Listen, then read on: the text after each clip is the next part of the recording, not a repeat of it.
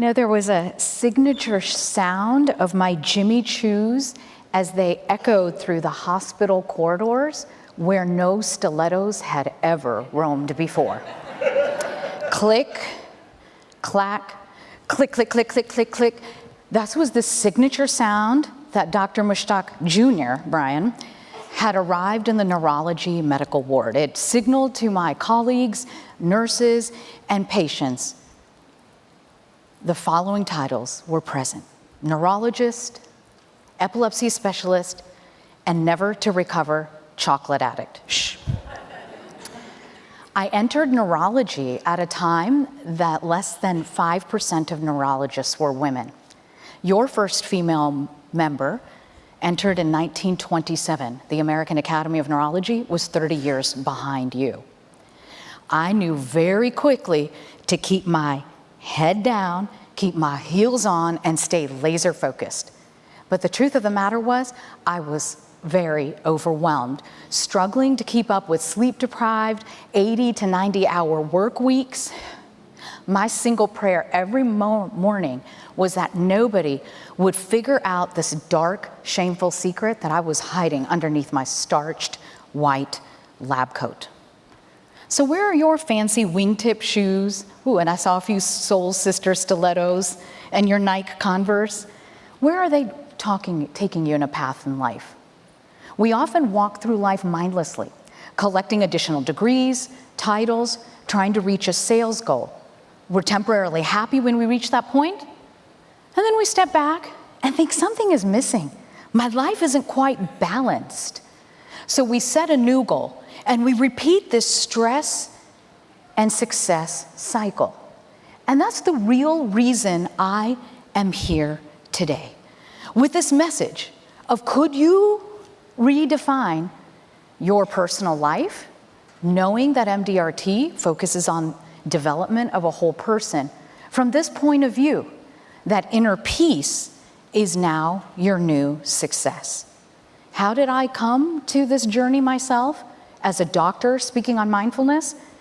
Well, as Brian would tell you, and I think he may be the only one that knows where Danville, Illinois is. Does anybody else know where Danville, Illinois is? Oh my gosh, there's a couple more people. Okay, that makes you all officially my next of kin.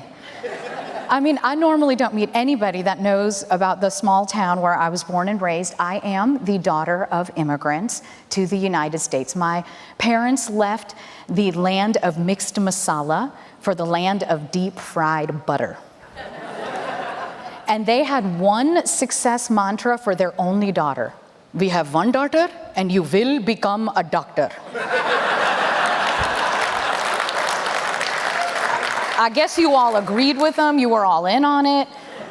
My mama will tell you, and she's probably told you, Brian, I was a bona fide handful growing up. So she recruited a little bit of help from all the aunties in our community. The aunties were other doctors' wives, like my mother, who came from all different religions and cultural backgrounds, who shared similar traditional family values. They knew they came together as a tribe to make sure not only would I grow up to be a doctor, but that I would hopefully find a suitable husband. And not necessarily in that order, right? So I grew up to become the doctor that my aunties hoped I would marry. And I remember sitting one day in neurology clinic, very focused, and there was a sudden knock at the door, and the nurse was like, Dr. Mushtaq, we're so sorry to interrupt you. Your mother is on the phone at the front of the clinic, and she says it's really important. And now, of all the titles I hold, and many of you in Gen X, I am a dutiful daughter, and I was mortified that maybe something is wrong with my parents' health. And I ran up to the front of the clinic, and I picked up the phone and took a breath. Hello, Mom, is everything okay? I'm in the middle of clinic. Romie, beta, all your aunties came over for chai ceremony today. Everybody say hi to Romie. I finally got her on the phone. Hi, Romie. Oh, you're a full doctor and professor now. Did you find a man in the hospital yet, beta? Oh, God. I knew they weren't in trouble. I was. And I slowly started to sink in my stilettos, face turning red. Mom, I'm in the middle of my workday. Could I call you back? No. We all have something very important to tell you. You have missed multiple family functions. We noticed you are kind of stressed. We think you should be a little bit more mindful and meditate. You called me in the middle of the workday to tell me this? I'll call you back tonight when I'm done with her. Okay, we know you are so busy and important now. Auntie Deepa will call you at 7:30 with further instructions. Everybody say bye to Romie. Bye, beta, go, change the world, yay!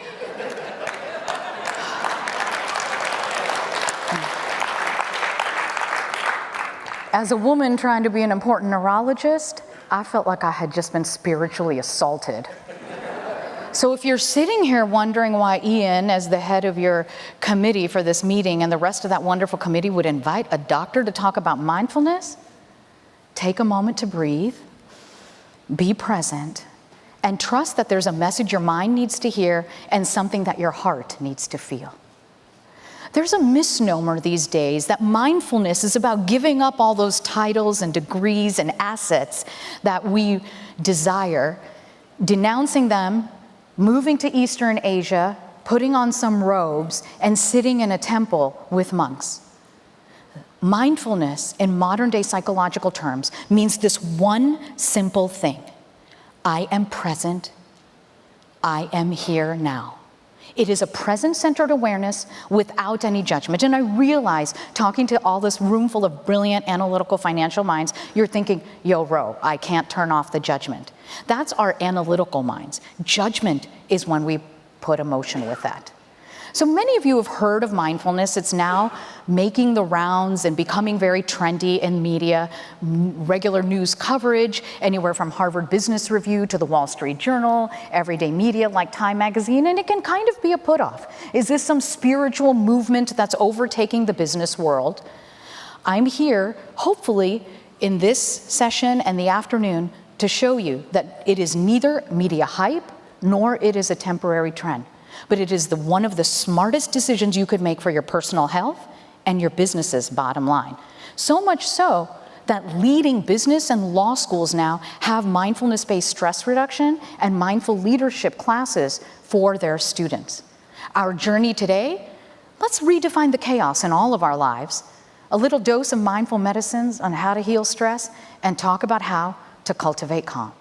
So I start from this place of defining your chaos and that dark, shameful secret that a lot of us try to sweep under the rug. What are all the things that are stressing me out? It's everybody else's fault. But the truth of the matter is that whatever is happening in our lives can create this perception that I'm a prisoner in my own life and a prisoner in my own mind. When stress is simply not what's happening out there, but it's how I'm perceiving what is coming at me and how I'm coping with it. Anybody fly through the busiest airport in the world? Know what that is? Any guesses? I heard London. What else? Chicago? No. Busiest airport in the world. Atlanta Hartsfield Airport. Yes, I heard that from a couple of you. Yeah. I had the honor of meeting the chief operating officer there, and on a clear day, 120 to 140 flights fly in and out of Atlanta every hour. Our brains process more information than this in 3 seconds flat. There is an area of the brain known as the amygdala. I call it the airport traffic control center of our brain. It is the powerful relay station that's figuring out, am I comfortable sitting on the chair? What is the temperature of this room? What is that next point that Dr. Romie is making that I need to remember? What can I let go? Every emotion, every sensation, everything you need to convert from intermediate to short-term to long-term memory goes through this airport traffic control center. But what happens when we're under physical or emotional stress? A concept known as inflammation. You can heard of some of these. The stress hormones in the brain go up. And what happens? We start to lose sleep, kind of poor nutrition, and a little bit of emotional distress. I have this question because I do this for a living now speaking. Does anybody in this room actually crave something like kale and arugula with olive oil when you're stressed out? Anybody? Oh, one hand. Okay, I want to learn about your brain after this when you're talking. I had an audience about this size at Microsoft last December, and they a bunch of STEM folks, they like to play stump the brain scientist, and somebody stands up and was like, yo, Dr. Romie, I crave carrots when I'm stressed out. Could you explain that? And I just kind of sat there with the blood draining from my face, trying to rack every medical study in my brain. And I thought, carrots, sir? He was like, yeah, you know that container at the grocery store that has the apples and the carrots already chopped up for you with this really good caramel apple dipping sauce? Yeah. Well, I'll tell you this, coming from the Midwest and having worked there, we have some fabulous state fairs, and we all must be stressed, because the top stress craving foods are all found there. If you're not part of my tribe where chocolate is medicine, the next most commonly craved food when we're stressed is salty, your potato chips, carbohydrates, fried foods, i.e. the deep fried Oreo cookies, and the cheese and carbohydrate combos, i.e. pizza, right? This is actually what happens when we're there. What is that concept? Inflammation. Some of you may have heard this. We're talking about it more and more in the media. It seems like every time I'm on air on the weekends, there's another study coming out and saying that this problem of inflammation that starts in the airport traffic control center, has runways that controls every other organ and hormone system in our bodies. And that inflammation is actually what's at the root of the major diseases that are burdening our lives and the healthcare system today. From heart disease to cancer, Alzheimer's, autoimmune disease, arthritis, the list goes on, and this is the foundation of integrative and functional medicine, all based in science.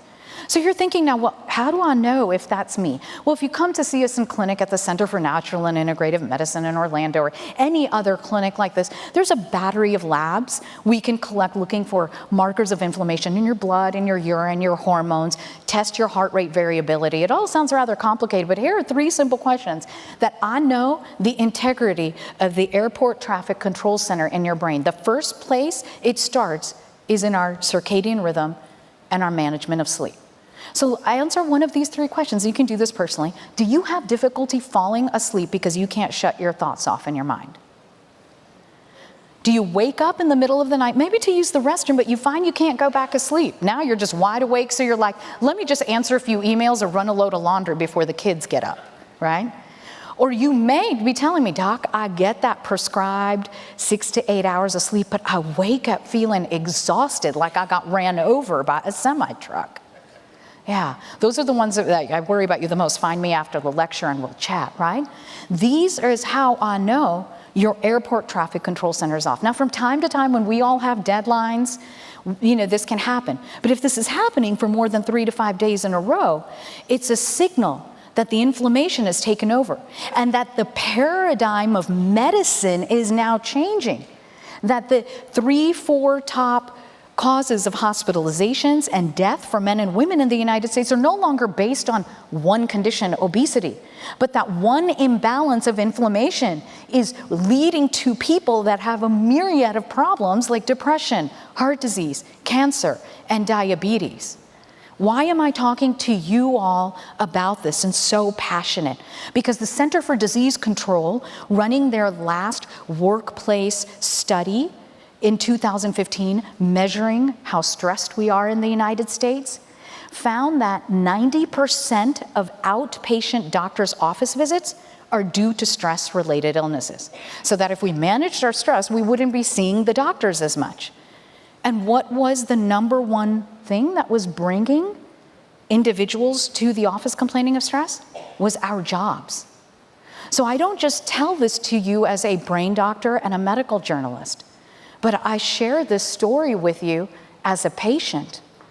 I thought, well, maybe only my mom and my aunties will figure it out that I wasn't handling my stress very well. I started to have chest pain, and I was responsible as a doctor.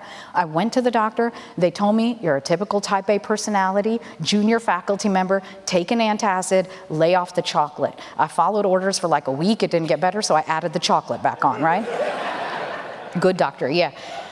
But then it slowly started to progress that I couldn't swallow, and I was having severe disabling chest pain. Started to have these panicked episodes in the middle of the night where I got up and I could no longer breathe. I was choking on my own saliva and vomit. It turns out that I have a rare medical disorder known as achalasia. It affects about 1 to 1.5 million people in the United States. But because I was not managing my own stress and chronically sleep deprived, that inflammation from the brain and the way it innervates the gut made it so severe that by the time I got diagnosed, I had precancerous lesions in the esophagus and required emergent surgery at the University of Washington in Seattle. It was in that moment I sat there in that cloud of dark shame, not worried, am I going to die in my early 30s from cancer? But wondering, how did I get here? So if you're having that moment in your life right now, I am here today as your personal wake-up call. I was so focused on everything going on outside of me, my job, my failed marriage, my finances, that I forgot to stop and look within. I underwent surgery, complete reconstruction. Thankfully, there was no cancer. They thought I would need several more surgeries. I went back home to Danville, Illinois to recover and take time off from work and figure out what I was going to do next. And that was when I finally listened to my mom and my aunties. And I started to pray and meditate and do yoga. And I noticed I didn't need all of that pain medication after surgery. And that dark, deep depression and anxiety, I was lifting out of it. It sent me on a journey around the world, working with some of the most masterful meditation teachers, yoga teachers, and Ayurveda doctors to learn these concepts of Eastern medicine for my own healing. And as I got better, how could I not think as a doctor, why am I not doing this for my own patients suffering from brain and mental health conditions? I came back to the United States, decided to transition away from neurology into integrative medicine and figure out how to bring both of them together. And this is where we are. Because as we go back with this stress and this mental anguish to our jobs, Global Attitudes Benefits Survey talks that if you're a highly stressed employee, this is obvious, you're 50% more likely to utilize your sick days. And this is affecting our business bottom lines. That in our service-based industries, which is similar to both you and I, there's an average of 25% reduction in productivity. More importantly, employee engagement. Across the generations, people want to be inspired by work, they want to be present. We know it affects bottom line. But if an employee has high stress levels, they're much more likely to be disengaged than somebody who's managing their stress. So what would a brain doctor who advocates mindfulness and meditation tell you is a personal solution to help you and your business bottom line heal the stress and shift from chaos to calm? We come back to this concept of mindfulness, that I am present here in this moment with you. And how do I carry that on into my health and into business? It's one of my healing, guiding principles, that meditation is medicine for the mind. That's a very strong statement for a licensed medical doctor and a medical journalist to make, isn't it? And where does that come from? I start by kind of dispelling the notion that meditation means you're being invited to practice a religion that may be different from the one you practice, or if you choose not to practice a religion yourself. From a brain doctor's point of view and a psychology point of view, meditation is simply saying, I'm going to make an appointment with myself to go within. That is as simple as what it is. And what do we know about meditation? We talked about the stress response and the airport traffic control center shutting down. Well, the opposite. Dr. Herbert Benson, amazing physician who's still alive at Harvard Medical School, started to do this research back in the 1970s, looking at the brains and the heart health of people who meditate regularly, and coined something known as the relaxation response. That now all of a sudden, if I want my airport traffic control center in the brain to be functioning, all systems go, you want to be in a state of the relaxation response, where the autonomic nervous system is kicked into what's known as the parasympathetic response. And how do we do this? Brings down the blood pressure, helps us feel relaxed, get focused. It's through controlled breathing, meditation, and relaxation techniques. Ongoing medical studies, the journals and the media is full. Decreases blood pressure. Now that the American College of Cardiology and American Heart Association recommend people who are diagnosed with high blood pressure start a meditation practice. Helps with muscle tension, thought process, sleep, increased sense of well-being. The list goes on and on. But I know in a high-functioning, top-performing group like this, many of you may be sitting here already with outstanding health. how else is meditation of benefit? And this is where we talk about bringing this concept and this peak performance of your brain into mindful leadership and cultivating this present-centered awareness. Now, I may be aging myself, but anybody grew up watching the Jetsons, right? I grew up fearing that I would have an attending physician or a boss like Mr. Spacely, right? Constantly getting red in the face and screaming. Think of him as the antithesis of the mindful leader. A mindful leader knows how to inspire others by cultivating focus, creativity, compassion, all in the service of others. That question of how can I be of service to others and at the same time succeed in my own business and line of focus. So as I write my first book, The Busy Brain Cure, trying to help people who can't shut off their busy brains, we did an audit of my current practice. And I was actually surprised that only about 50% of my patients came in with an actual brain or mental health diagnosis like insomnia, depression, anxiety. The other 50% were peak performers like every single one of you. Examples are working with an NBA client and now their entire team. He comes into the office and see me on Fox News, yo, my homie, Dr. Romie, as they call me on the news. I need to improve my free throw percentage range. I've got the coach in place and he's obviously very physically fit in nutrition, but realized that his mind had hit a plateau and that the mindfulness-based stress reduction would help him reach that. Now, I'm not gonna lie, I had to first learn what a free throw percentage was. And once we got over that hurdle, he was already in the middle of the season, and by the end of the season, he exceeded the expectations by putting a meditation practice in place.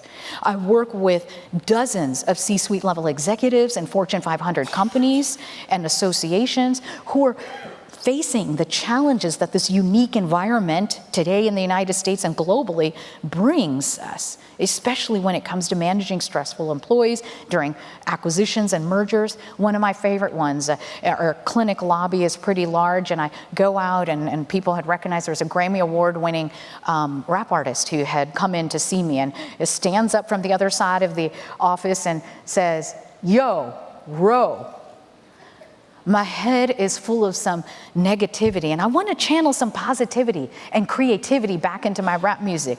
You think you can help me?" I took a breath and said, "We need to stop the self-hate and meditate." And now don't worry, I'm not going to drop a rap lyric here. They didn't teach me that in medical school either, right?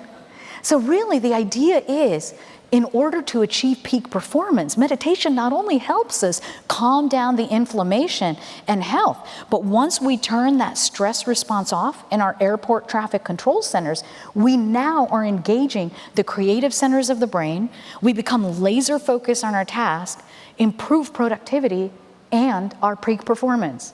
And guess what? It doesn't really cost anything to sit down and find that time to make an appointment with yourself. Here are some examples of companies well known to everybody in this audience who've implemented successfully mindfulness-based programs. Intel started a program called Awake. It was based on meditation and concepts in mindfulness, such as compassion and kindness. And they started with 1,500 employees, and this was originally reported in 2014. What did they find when they took psychology stress tests from these employees? That on average, each individual employee felt 33% better. I mean, could you imagine feeling happier to come to work? Not only did they reduce stress, but they were now more productive and innovative. Now, in 160 offices around the world, the Awake program of mindfulness-based meditation is implemented with every employee. Aetna Insurance, many of you may have seen their CEO being interviewed on Oprah Winfrey's Super Soul Sunday. It was kind of the wake-up call to many Fortune 50 companies about this concept. He's been meditating for over 30 years, something he kept quiet until this revolution arrived here in the United States. And when they measured 15,000 employees who were asked to go to yoga or a meditation class just twice a week, that's all, twice a week during your lunch hour, asked to go to yoga and meditation, not only was there marked improvement in productivity and sleep, which I love as a brain doctor, but on average, there was a $3,000 per employee reduction in medical claims. That's significant. all from sitting and being present with yourself. So this whole idea is, I want to be mindful and a more mindful leader, is that I can't get to know others until I first get to know myself, honestly. And my mission is that you get to do it before you end up on a hospital gurney. I've been there. So let's try, if you'll humor me and meditate. I'll ask that if your phone is already not in airplane mode, please do so. And if your phone or pen and tablet is in your hand, put it under your chair and come to a comfortable position. And if you don't want to open and not open to trying meditation, just sit quietly and not talk for the people that would like to try. And if you already are a seasoned meditator, as many of you that I met in the break told me you are, help me hold the space for those of us colleagues that are doing the meditation, watching here and on live stream for the very first time, right?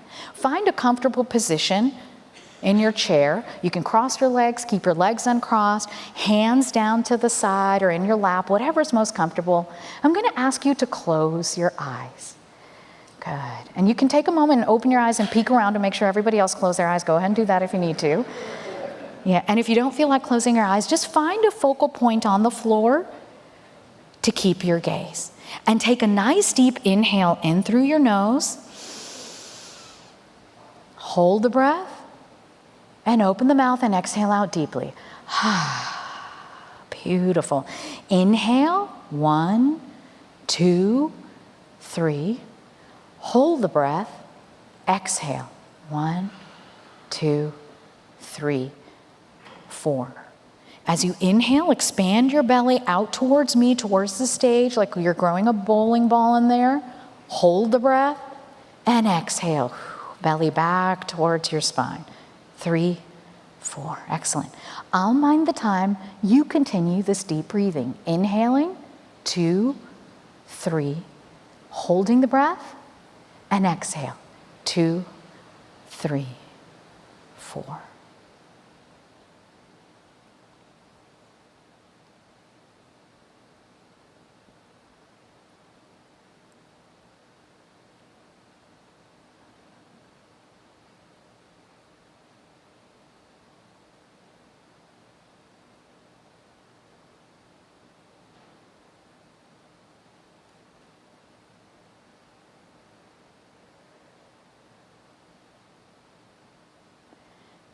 And with that next exhale, bring your awareness back into the room and into this space. And you can wiggle your toes in your shoes. Whenever you're ready, you can open up your eyes. I think it's a powerful energy coming from this group. Thank you. It's an honor to lead meditation in this room. How many people was that your first time sitting down and silencing, connecting to your breath? Thank you. It's always an honor to lead you. Thank you for being open to try and meet people who are meditating for the first time. From the time that I started to cue you with the instructions to the time I brought you out, that was about 2 minutes.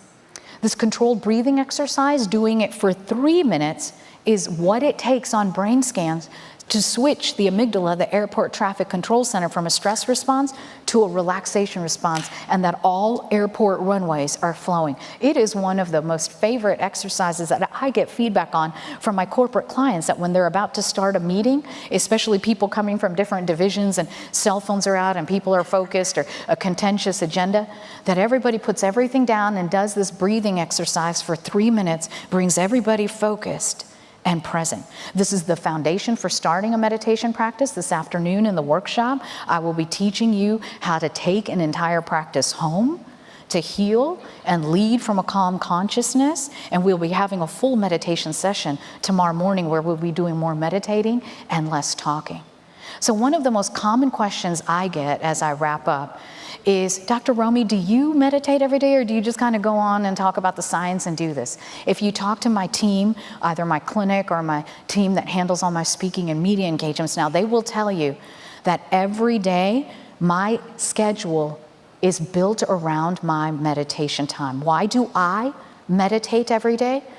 Because 7 years ago, when I was sitting with my mom and dad in that surgeon's office in Seattle, they told me that I was the worst case of achalasia they had ever seen and had a very grim prognosis, that this was probably going to be the first of 3 surgeries, and did I have disability insurance? It's really humbling saying this to a room full of folks that deal with insurance. I didn't even know. I was in my young 30s. I wasn't thinking about disability at that time. I went on this journey around the world to understand these concepts of integrative medicine and meditation. And now 7 years later, I've not only not had any further surgeries, I'm cognitively sharper today at 43 than at 23 when I was in medical school. Why am I asking you all to consider a mindful meditation practice? Because I know as the thought leaders and people who excel in your industry, I want to keep you healthy and out of the doctor's office. But you all are also the influencers of your teams and your families and your communities.